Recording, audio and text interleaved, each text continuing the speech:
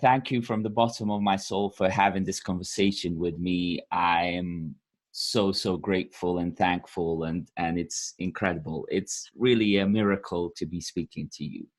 And one of the questions I always ask everyone I speak to is kind of quite a direct question, but it's always interesting to see how people respond to it. And it's a question of, who are you? How would you answer that question? Okay. First, I will say, please do not thank me for talking with you. It is always my pleasure to speaking with people and sharing my experience. Now to your question, who am I? Well, what I am has 1,000 opinions. Everyone has an opinion of me. And in that opinion, if I say who I am, it will get lost. So I say, you decide who I am, and we function, or we continue our conversation from that point. Okay, very, very, very interesting answer. And that's inspirational in itself. So how, I see you as a person that I can ask million questions of, and I would get most likely loads and loads of value from. So I've got millions of questions in my head, but tell us a little bit about your life these days. What are you doing? How are you spending it, and so on? My life is these days is almost the same as last 30 years, where I live and work among my people whom I care for. They are young and old, handicapped people who require love and care. In between, I also have been nowadays overly busy with many interviews and many new situations, which I had never imagined or expected since the film Wildwildcountry has broken out. And I'm getting wild situations, like next month I will head off to India for a few days to participate in Fashion Week and walk the ramp. That's fantastic. I mean, at the age of 70, you don't think of such events. But I am game for everything. Young men like you request an interview. I say, okay, no problem. That's my pleasure. Okay, so how old do you feel? How old I feel? Well, if you think of my experience or the intensity of life I have lived, I would say 380 years. If you ask my age, 70 years. And the way I live and work, it is the same as I used to live 50 years back. I live in a communal situation that I have created for myself, and enjoy being with the people. And I laugh, I dance, I cry, everything together with them. It seems like today more and more people are yearning for communal living. Here in London, it's even becoming integrated and designed into like big buildings. So big buildings are designed like a commune where people who live in different flats are encouraged to meet each other and spend time together and so on, because there is a massive epidemic of depression, and it seems to be mostly from lack of true connection with people and so on. So what can you advise anyone that's listening to this regarding communal living and getting back to that natural way of being with other people?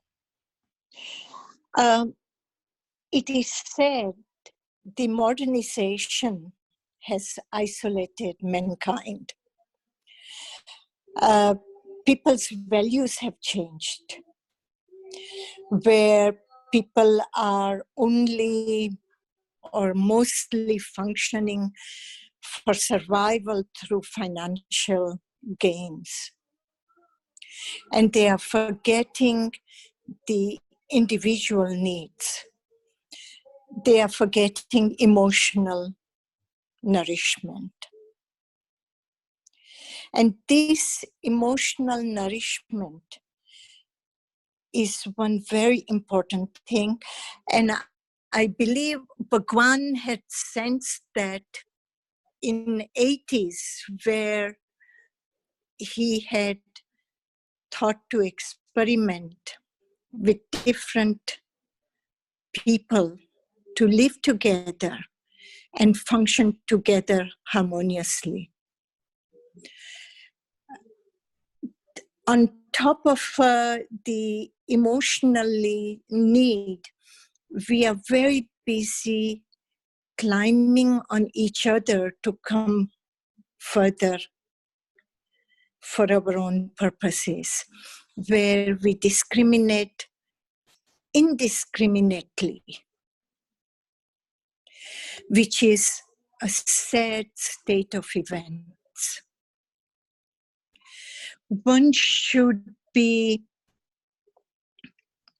very accepting of each other. The basic values have gone down. Deterioration of basic values. And basic values are being cramped up with material and financial gains. So I say whoever can manage to live communally, do it. That is now the modern way of being, and not isolate yourselves in whatever form. Whether you live in corporate housing, whether you live in a cloister, or you live in the way I live with my people, or some people live together spiritually. It doesn't matter, but be there for the other, and you will see others are there for you. This little sentence, being there, erases all barriers. And my project that I'm involved in here in Switzerland, in Mauritius, and maybe now in India, I will have opportunity to do something. The concept of it is being there. I am there for you, and you are there for me.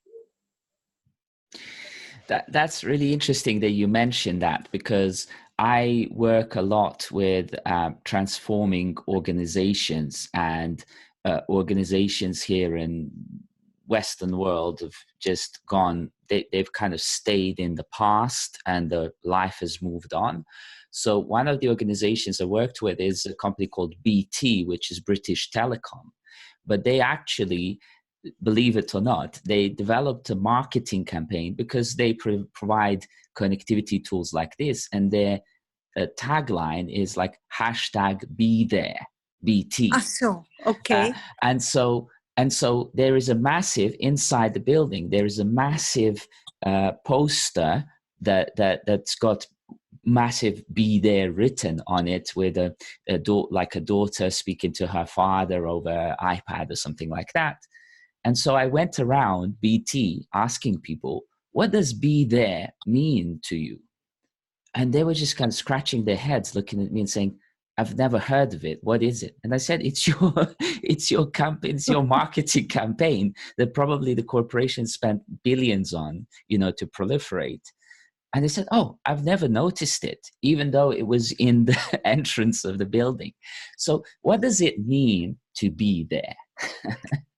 What does it mean for me is I'm walking on the street and I see somebody falls. Then I would go and assist them, help them to stand up or make sure that they need help to go to the hospital or something. And if I have a car, I would put them in my car and take them without worrying about, am I going to be charged by them for a lawsuit or something? People don't help one another because they are afraid of legally being abused. And there are such cases in the world where things do happen, but it happens because our values have changed. Our values have changed. And for me, I rather take the risk and help the person. I rather be there for them. That's fantastic.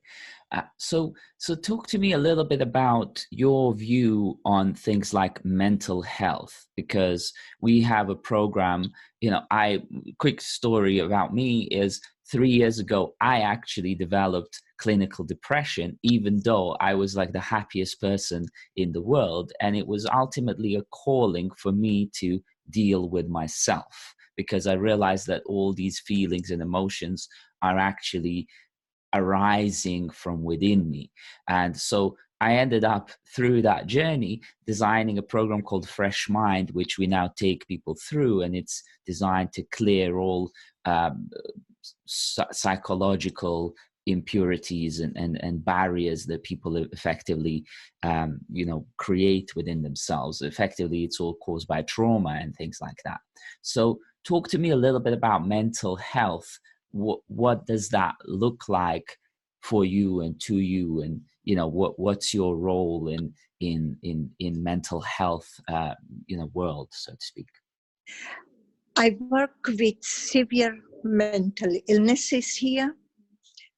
I work with heavy aggressive schizophrenia, borderline. I work with dementia of different types. And whatever comes with it all, I deal with it.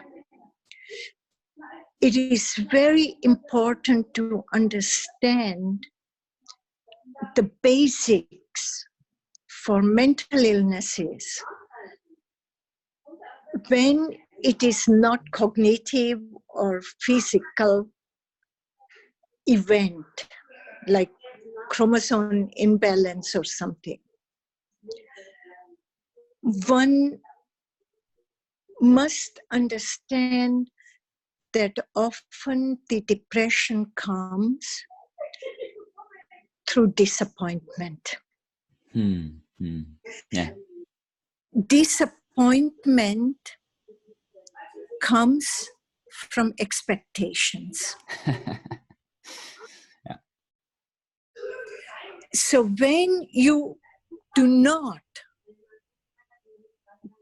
get your expectations fulfilled, you are depressed. And when you are depressed, then your psychology alters, your behavior, social behavior changes. I can give you a pattern of one of my patients. She is schizophrenic with depression, suicide tendencies, and aggression. She begins her day in the morning waiting for her brothers to come visit, because parents are dead. So she doesn't want to accept they are dead. So there already she has a problem. Nobody wants someone to be dead that you depend on, love, but it is our reality.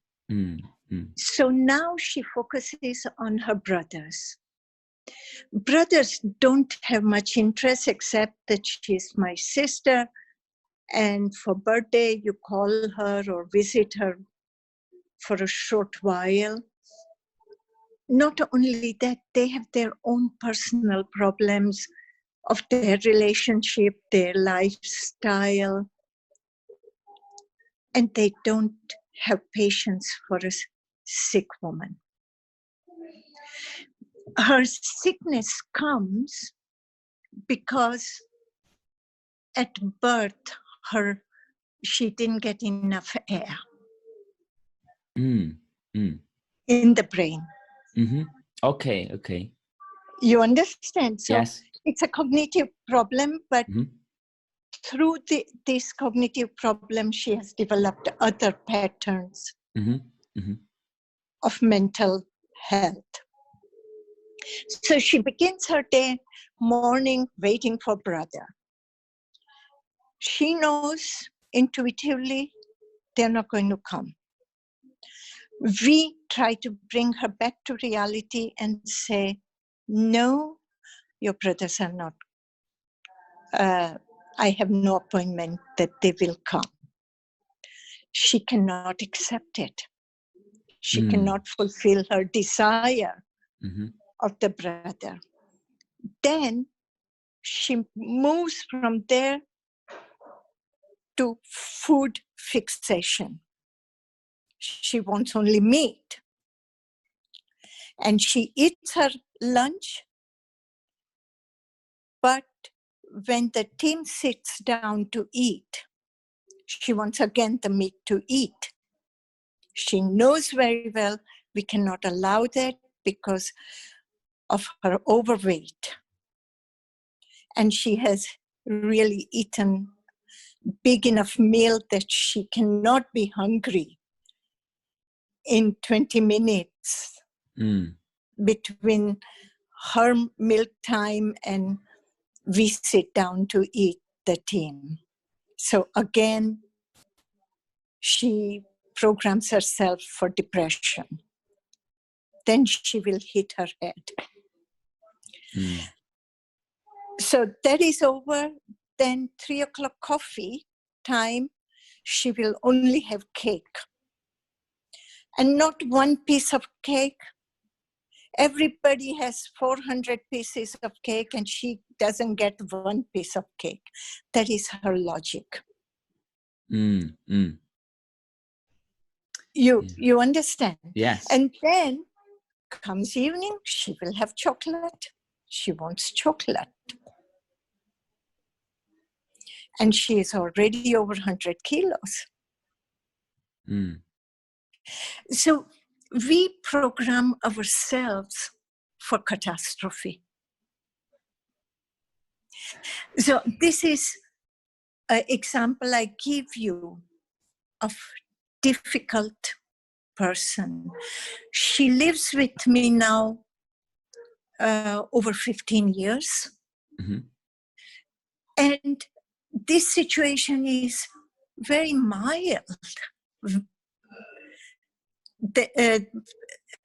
when she came 15 years back, it was, my God, severe, severe. But suddenly, after certain time, she started living with her, and she realized that we love her.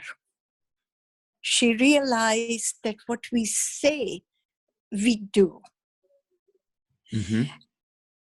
She started creating trust. Mm. And created trust in such a way that when her father died, family didn't know what to say to her. And I said to family, we have to tell her the reality and leave it to her and leave it to me how I deal with it. So we said that, okay, first few months she would not accept. And every time she would ask about her father, I would say, no, he has died. And no, he's not dead. She would try to create a tantrum on it. And I said, Christina, you can create tantrum. I will live with you. Durti tantrum. But that is a reality we cannot change. I was surprised within 4 months, 5 months, she didn't ask anymore for father. 3 years or 4 years later, mother died. And it was the same situation. This time, one of her older brother understood, and he came, and he had a very sweet wife. So between sweet wife, him and I explained. And she was more attached to mother than father, so it was even more severe. And now mother is also dead 5 years almost. Of course, she thinks of it. And I would say to her, mother lives in our heart. Mm. Mm-hmm. She would say, but mother lives. And I say, I agree, in your heart. So like that. And same thing about our house dog. Last year, we had to put the house dog to sleep because of tumor and old age. Even today, every day, she will ask, oh, Cora lives, no? Cora lives. And I would say, no, Cora lives in your heart. She lives in my heart. But this constant reminder she requires. Mm-hmm. Mm-hmm. And time, if we think of in terms of time, her condition will not massive end, but her life becomes easier every time that we take time with her, we explain to her, we are there for her. And there, when she feels that we are there, she's not alone, her trust grows. So being there for her in every situation, it helps. Mm. So how do you then, in that circumstance that you're finding yourself in, how do you maintain your own balance and distinguish between reality and effectively what's fantasy in other people's minds? When you were speaking about this, it made me think about what you're applying there is something like a real treatment, reality treatment. Right. So how do you keep yourself whole, balanced, sustained, and so on? I don't impose my values on her. I don't make her walk to me. I walk to her. Requires a lot of patience. Requires acceptance of her condition. For me, her behavior pattern does not put me to shame because I accept her. I accept her as she is, as she comes to me. And if she changes in a better way, then that is my bonus. Then I'm grateful. Then I feel, wow, miracle has happened. And so what is then the role? Because let's say nowadays I'm thinking in some way that every person has got their own issues, psychological, and it's a question of whether they are willing to deal with it or whether they just kind of assume that it's not something that they can deal with. And in the sort of developed society today, we have, it's even a phrase that they say, first world problems, such as, oh, I haven't got the latest iPhone, or my friend has got, I've got a 13-year-old son, and they're always like, he has got more expensive pair of trainers than I do, so I'm now having to feel worse about my life. That's a kind of mental program that goes on there. How do you ensure that other people's mental misprograms or misalignments don't impact on your well-being, so to speak? Okay, I give you another example to explain that. When I started talking with you, I said our biggest problem is values have changed. There was a time when values was share what you have. I remember those days in my life as I was growing up, how important it was to share something you have valuable. Nowadays, it is important to compete and have more. This feeling of have more material comes because of lack of love. So lack of love is a black hole. And this black hole, how do you feel it?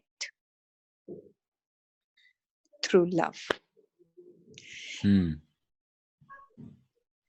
I have a patient, I call him patient, one of my residents here. His severe problem is shopping. Everything related to shopping. He's like a black hole. And I would talk to his uncle who is his guardian. And I would say he doesn't need money. He needs love. He needs the feeling of security. He lives with me for 22 years now. He came to me at the age of 32.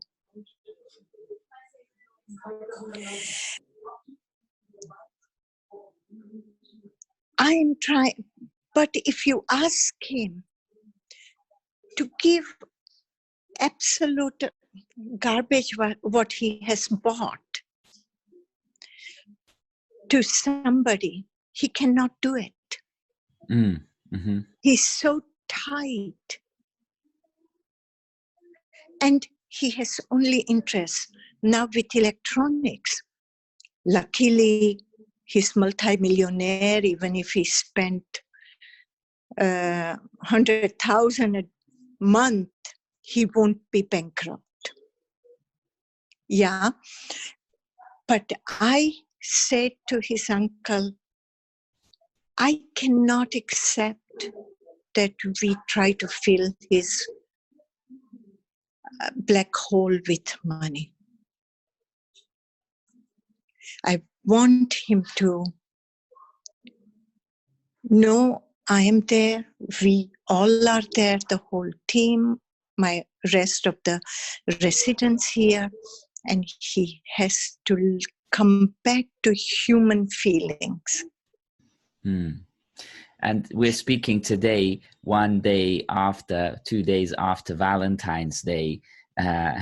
So love is very much a current topic in the Western world. But again, that's also been commercialized. So I was looking up Saint Valentine's, and he got martyred for effectively spreading love and message of love. And nowadays people just shop for triple expensive flowers, chocolates, and meals and dinners, not actually understanding what really even brought about St. Valentine's Day. So what is the role of spirituality in healthy psychology? For me, shockingly, no role. Okay, that's actually quite shocking statement. Please justify yourself.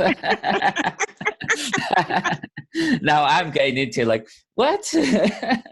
So what do we do?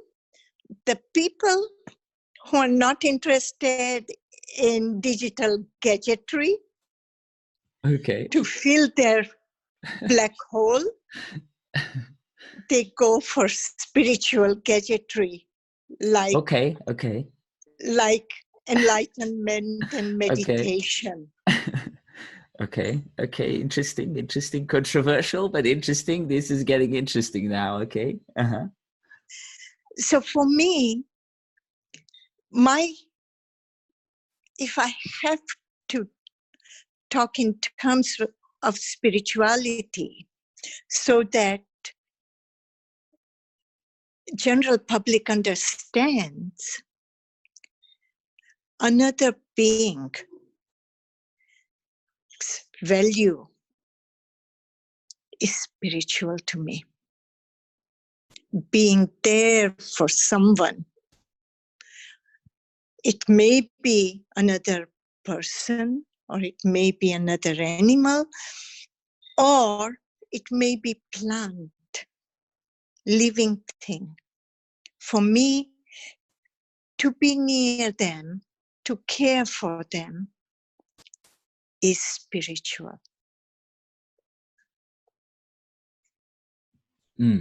Because ultimately it becomes a thing that is acceptance of this moment and life as it is, and understanding that that's a massive and the biggest ultimately gift that we've been given, and making the most of that gift. It's an ever-present Valentine's gift in the true sense. Exactly. to bring it about. So what about your so what is your current, let's say, spiritual practice? Because again, in the Western world, that spirituality and practices and so on have become a big fad in a sense. So what would you describe your current spiritual practices as? I have none. Okay. I have no spiritual practices, and I don't intend to ever have it. For me, working is very important. I will work till last day of my life. The day I stop working, you know I am dead. Yeah. Mm. And my work is always occupied with the other. When I was in Rajneeshpuram near Bhagwan, I also work for my commune and for Bhagwan. It was focused in that moment on Bhagwan and his dream. Now it is focused on people, whoever comes my way. I accept them for what they are and where they are. That's the other thing that's very interesting to me, that Bhagwan's message is seemingly resonating very, very loudly with those who are willing to listen to it. And often the time it's counterintuitive to what people think. And so I've even met, I have a friend who said when he was a teenager, he would be lock himself into dark room and listen to the tapes from Bhagwan, as one of his things. And I said, wow, that's quite a fan. So what is the message that you would, for example, want to share with the world today that you might think that it's, really, really important if it was kind of like a core wisdom or teaching? I would say reflect on yourself, or my father would say to us, do introspection, inspect yourself, go within yourself and inspect. The way you can come to introspection, you have to be extremely honest, ruthlessly honest with yourself. Without excuses, without looking for a way out, break your image, self-image, and come to the core of it. Once you realize that you understand yourself, your needs, all that you require for yourself to feel good with yourself, where you can be your best friend, then you move forward, and then don't compromise yourself. Live life on your terms, even if it is difficult, even if it is not comfortable.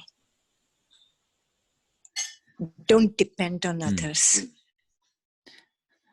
That's fantastic advice, and you're just able to succinct that really nicely. So are you writing any books at the moment, or you're obviously doing your work, are you secretly writing something else on the side perhaps?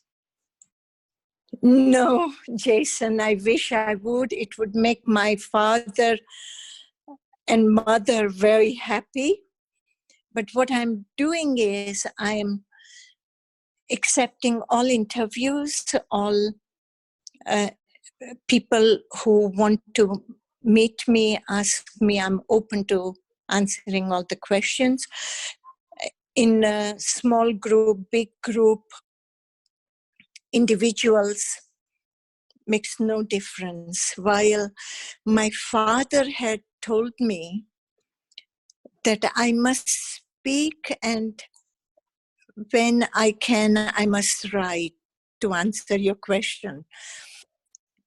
And writing is definitely a bit more difficult because I don't know how to write in that sense. I'm no writer. I say my feelings, but I can't put it in a structure of literature, my feelings. I can talk about it till I turn blue, but you know. And but I have written something last year, and it is at the publishers. Penguin. It is with Penguin Books, India. Okay. It should come out by August. Is it secret what topic that No, book is about? I have no topics. My topics are always related to my life. Mm-hmm. So ups and downs of my life. And it is this incredible contours of ups and downs which shapes me, which gives me deeper understanding in myself and the others. So is it possible to get to something that perhaps I would describe as wholeness and balance within oneself, like completeness, where one effectively lives, if not forever, in a state of bliss, but predominantly in a state of bliss? What's your take on that? I move in small steps, a small way, and I have learned to be thankful for every step that I have moved forward. So if I tell you, be free of all your desires, that would be ridiculous. Because to be free of the desire will become a big desire. So there are no step by step like that. But try to go back to your feelings. Feelings are often very prominent and profound. And listen to them. If you have a chance to be positive, then be positive. I would say, in doubt, say yes. Interesting. And you move forward step by step, and you will see the result of such changes. And when you feel, oh, you have failed, don't get discouraged. Respect your failure. Re-inspect the failure, and you have possibility of change. That's all very logical, and you know what I find is that things are very logical in life. It's just that people don't want to simplify it so much. They want to complicate things and make it seem like it's virtually impossible to do, whereas actually things are very much possible, and sometimes often very easy as well, much easier than we can even imagine. So we were talking about simplicity.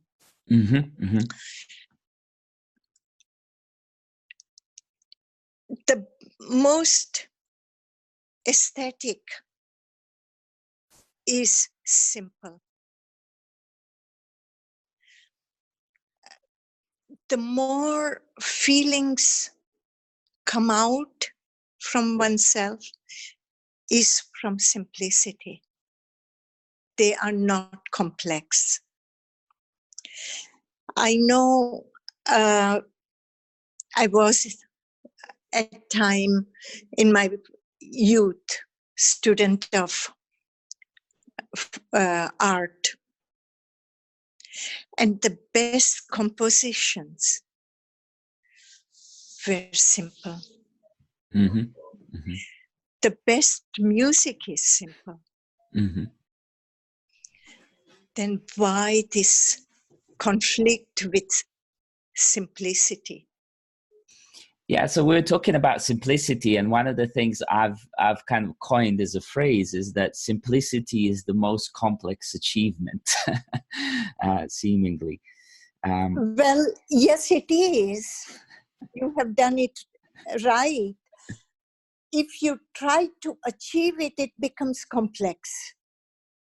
But if you understand it, then it's very simple.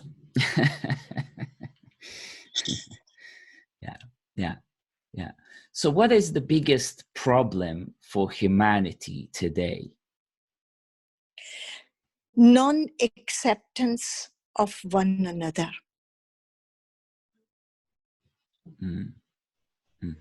Drop barriers.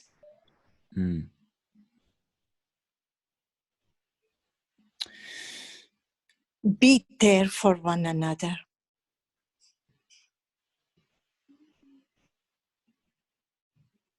And so where do you think world will go in the next 10, 20, 30 years? Because there's lots of people who are like futurists and so on, but frankly, they don't really do much in respect to when it comes to dealing with people. They deal a lot with technology things, all this kind of stuff. But what about future of humanity in a sense of what will happen to people in your view? I tell you, again, I'm a simple woman. And I live life from day to day. I cannot think in such a big manner what will happen to humanity.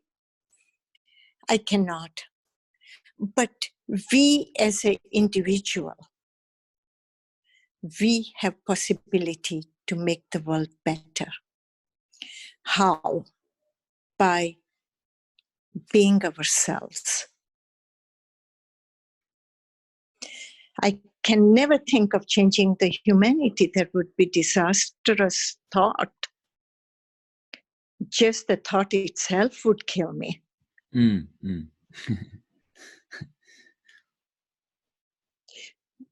But I can think of changing myself. And in that way, by changing ourselves and completing ourselves as much as possible, we make an impact. And you've certainly made an impact in the past. You're a living proof that one person can be so attract so much attention worldwide, and you dealt with it very well, and you still are dealing with it really well.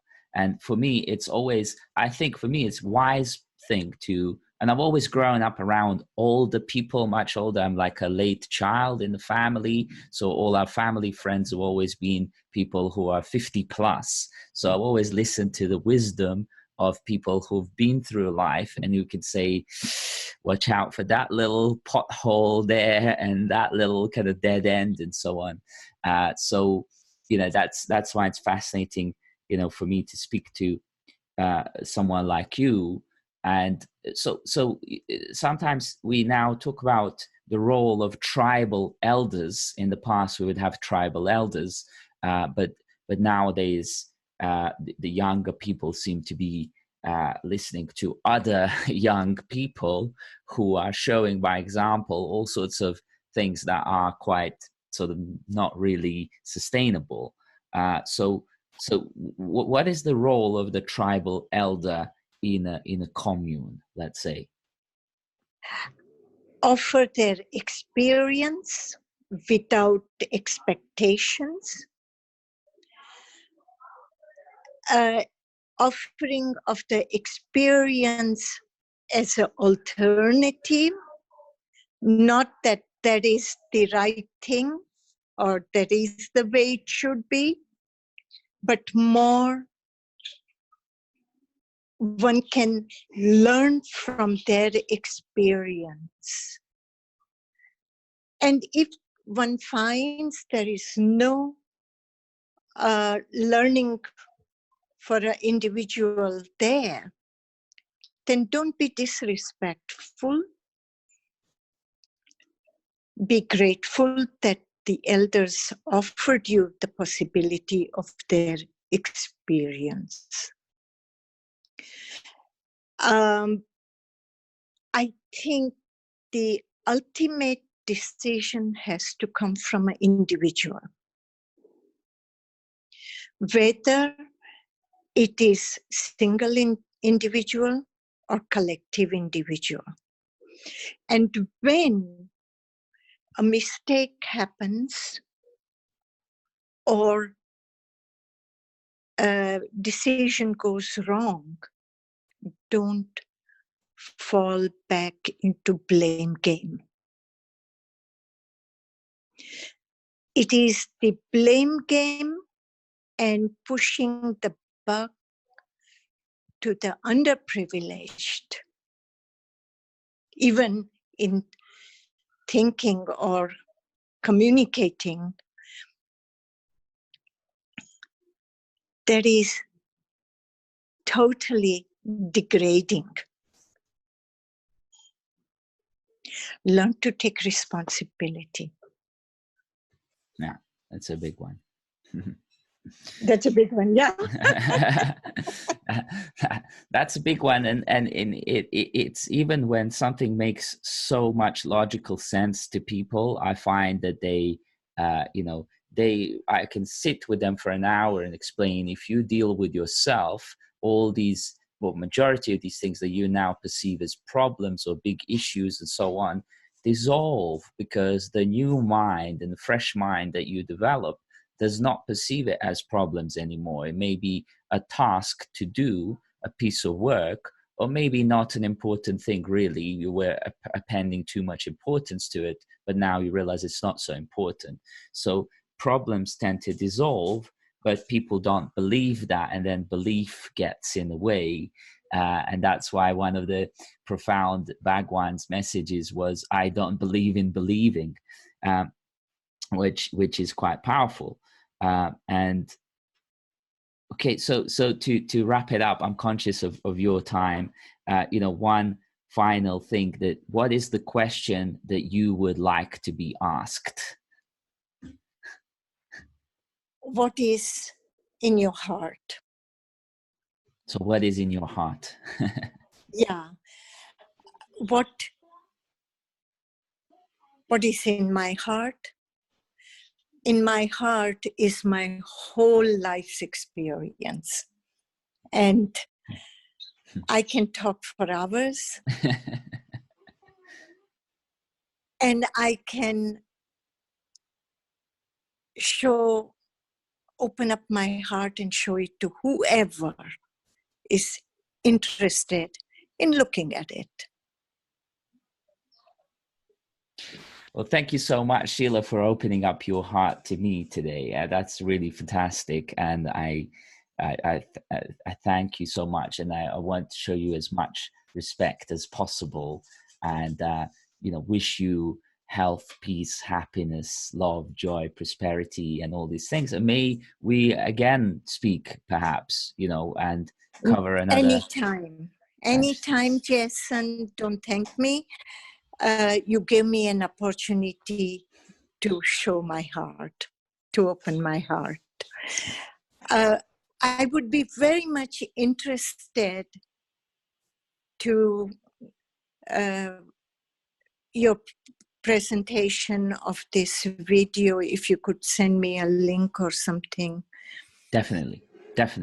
As soon as I get it a little bit, processed and uploaded, I will share that with you. Where would you normally upload it?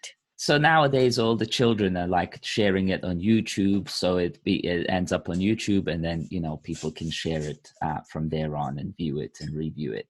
These are kind of like wisdom stories that we're collecting from people who have wisdom and who have been through lots of things and dealt with them and are still dealing with them in the most wise way.